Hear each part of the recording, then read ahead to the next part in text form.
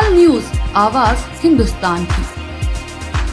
दिल्ली के जनकपुरी में कमल ध्यान नाम के युवक की मौत गड्ढे में गिरने से हो गई। रात की ड्यूटी खत्म कर घर लौट रहे 25 वर्षीय कमल को शायद अंदाजा भी नहीं था कि घर पहुंचने से महज कुछ मिनट पहले जिंदगी थम जाएगी।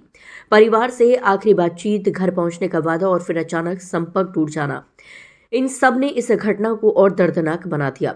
पूरी रात परिवार, दोस्त और पुलिस कमल को तलाशते रहे। फोन लगातार बजता रहा, उम्मीदें बनी रही, लेकिन सुबह आई खबर ने परिवार की दुनिया उजाड़ दी। एफआईआर दर्ज हो गया है, 3 इंजीनियर सस्पेंड किए गए हैं, ठेकेदार पर भी केस दर्ज कर लिया गया है। दिल्ली सरकार के जल मंत्री ने घटनास्थल का निरीक्षण किया है। इस घटना पर विपक्ष दिल्ली सरकार पर हमलावर हो गई है। परिजनों का आरोप है कि अगर प्रशासन और पुलिस समय पर सक्रिय होती तो कमल की जान बच सकती थी। परिवार का कहना है कि उन्होंने 6 अलग अलग थानों में जाकर मदद मांगी, लेकिन उन्हें कोई ठोस सहायता नहीं मिली। सुबह करीब 9:30 बजे एक व्यक्ति ने कमल का फोन उठाकर हादसे की जानकारी दी। बताया गया कि दिल्ली जल बोर्ड के खुले गड्ढे में गिरने से उसकी मौत हो गई। इस घटना ने राजधानी में निर्माण कार्यों की सुरक्षा, प्रशासनिक जिम्मेदारी और जवाबदेही पर गंभीर सवाल खड़े कर दिए हैं। अब इस मामले में कार्रवाई शुरू हो चुकी है, लेकिन परिवार को इंसाफ का इंतजार है। कमल ध्यानी जनकपुरी निवासी थे और रोहिणी में नाइट शिफ्ट में काम करते थे। हादसे वाली रात वह मोटरसाइकिल से घर लौट रहे थे। उनके बड़े भाई मयंक ध्यानी के अनुसार कमल ने फोन पर बताया था कि वह जनकपुरी पहुंच चुके और 10 मिनट में घर पहुंच जाएंगे। इसके बाद उनका फोन बंद नहीं हुआ, लेकिन वह घर नहीं पहुंचे। परिवार पूरी रात उन्हें खोजता रहा। पुलिस में शिकायत भी दर्ज कराई गई, लेकिन सुबह तक कोई ठोस जानकारी नहीं मिली। कमल की मां शांति ध्यानी ने बताया कि बेटे ने अगले दिन छुट्टी लेकर परिवार के साथ सालगिरह मनाने की योजना बनाई थी। उन्होंने समारोह की तैयारी भी कर ली थी, लेकिन वह कभी घर नहीं लौटा। वहीं पिता नरेश चंद ने सीधे तौर पर दिल्ली जल बोर्ड और प्रशासन को जिम्मेदार ठहराया है।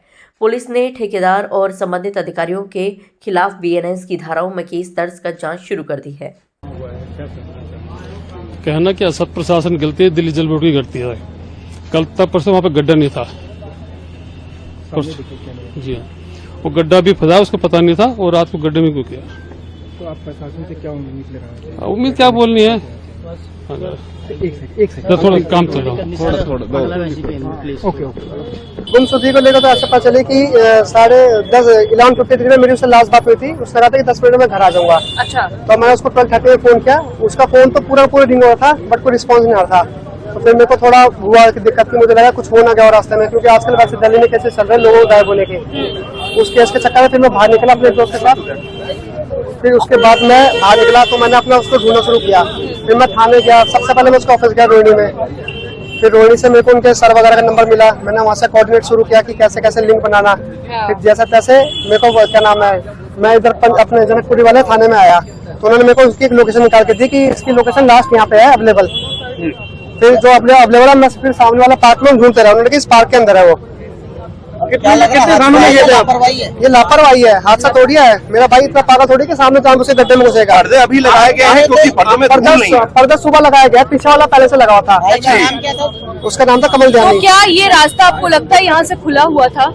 हाँ, खुला हुआ था बिल्कुल। मैंने पब्लिक के साथ देख रहे हैं कि ये पूरा जो रोड है यहाँ पे दिल्ली जल बोर्ड का काम चल रहा है। मैंने खुद रात को 1:30 बजे आके गड्ढे में चेक किया था, तब वो नहीं था यहाँ पे। अच्छा।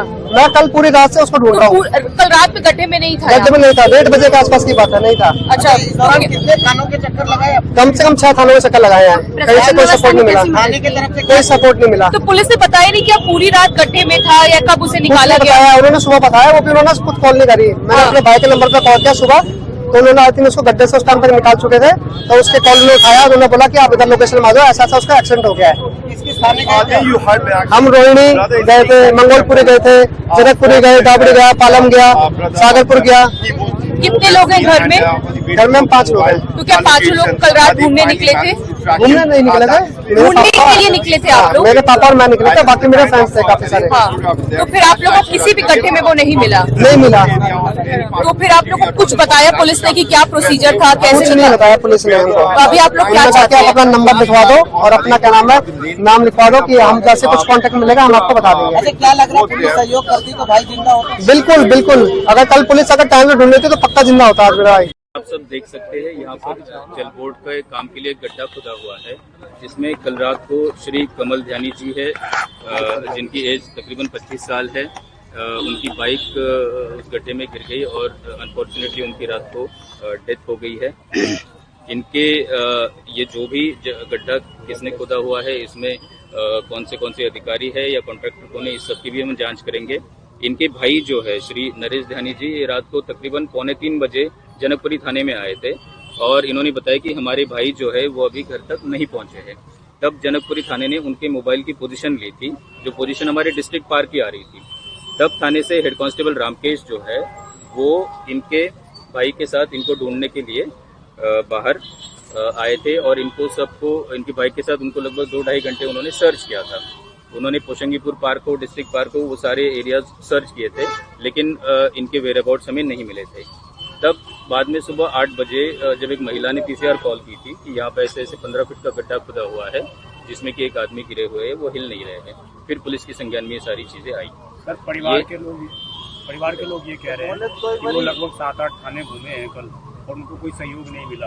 आप लोग नहीं, हमें अभी तक तो जनकपुरी थाने की इंफॉर्मेशन है, लेकिन परिवार की ये बात है तो इसकी बहुत सीरियसली हम जांच करवाएंगे, सफलता से जांच करवाएंगे। सर, ये भी बाइक भी नहीं निकाली, ये सारी प्रोसीजर अभी चल रही है। एफआईआर दर्ज हो गई है सर, एफआईआर दर्ज करने का काम चल रहा है। सर, इसमें ये भी फैक्ट आया सर कि 11:30 बजे इसने अपने फैमिली में लास्ट बार बात की थी कि मैं डिस्ट्रिक्ट सेंटर जनकपुरी पे हूँ, और उसके बाद 12:30 बजे ये फैमिली विकासपुरी पुलिस स्टेशन पे आती है, जहाँ पर कि आप एमएलसी वगैरह चेक कराते हैं, और उसके बाद आपके दूसरे पुलिस स्टेशन जो है वो टावर लोकेशन से 200 मीटर के आसपास तक पहुंच जाती है पुलिस, और वो थोड़ा फैक्ट बता दिए क्या था सर? नहीं, ये प्राइमा फेसी जो इन्फॉर्मेशन आ रही है कि 12:30 बजे परिवार विकासपुरी थाने में भी गया था।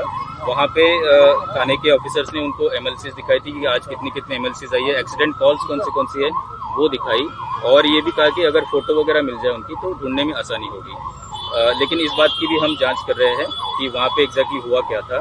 और जब ये 2:45 बजे जनकपुरी में आए तो उसके बारे में बता चुका हूँ, पोजीशन हमने ली थी और उनको एक बच्चे की बाइक अंदर ही है, कब तक बाइक निकालने का? बाइक अभी निकालेंगे, क्रेन मंगवाई है तो बाइक अभी निकालेंगे। सर एक बताया जा रहा कि सर इसका एक दोस्त साथ में था, उसने अपने दोस्त को लास्ट 11 बजे पीरागढ़ी पहुंचकर उतारा था, तो जिस समय क्या इसने उतारा था उससे पूछताछ हुई तो उसने कहा ठीक हालत। इन सब बातों की हम जांच करेंगे। प्रोफाइल बता अभी प्राइमा फेसी जो हमारे पास आ रहा है ये रोहिणी में काम करते थे, हैकिंग बैंक में काम करते थे। आपको सारी डिटेल मैं अभी थोड़ी देर बाद। Thank you.